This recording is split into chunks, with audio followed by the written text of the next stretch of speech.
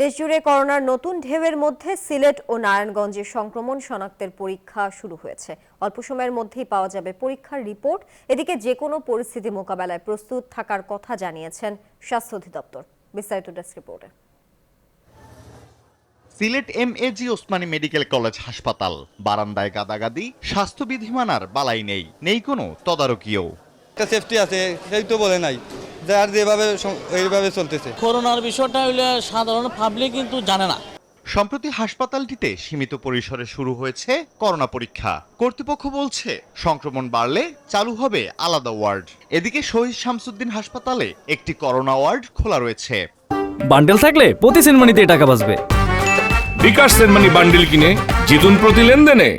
দ্রুতই আমাদের পরীক্ষার ফেসিলিটিগুলো বাড়ানোর জন্য আমরা বিভিন্ন ধরনের কোম্পানির সাথে যোগাযোগ করি এবং ইতিমধ্যে আমরা কিছু র্যাপিড অ্যান্টিজেন টেস্ট কিট আমরা সংগ্রহ করেছি এবং গতকালকে আমাদের 500-র মতো আরটিপিসিআর কিটও আমাদের এসে পৌঁছে গেছে। করোনা মোকাবিলার জন্য প্রস্তুতিমূলক কার্যক্রম যা নেওয়ার দরকার আমরা সেটা শুরু করেছি।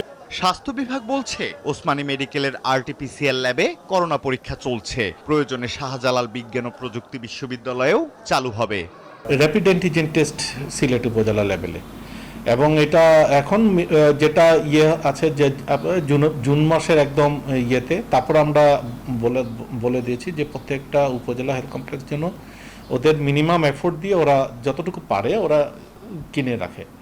এদিকে নারায়ণগঞ্জ 300 শয্যা হাসপাতালের বহির্বিভাগে রোগীর হার বেড়েছে কয়েক গুণ। অনেকেই এসেছেন জ্বর ঠান্ডা উপসর্গ নিয়ে।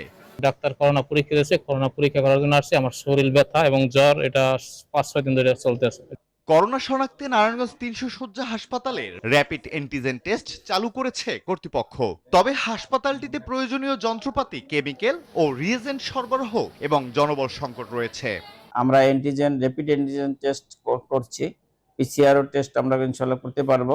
আমাদের টেস্ট কিট চলে আসছে, আর আইসিইউ বেড আমার সবকিছু রেডি আছে, কিন্তু ম্যান পাওয়ার না থাকে আমরা আইসিইউ চালু করতে পারছি না। প্রায় 1.5 বছর পর আবারও বাংলাদেশে করোনায় প্রাণহানির ঘটনায় জনমনে নতুন করে উদ্বেগ দেখা দিয়েছে। আলহাদি খান, ডেস্ক রিপোর্ট, নিউজ 24।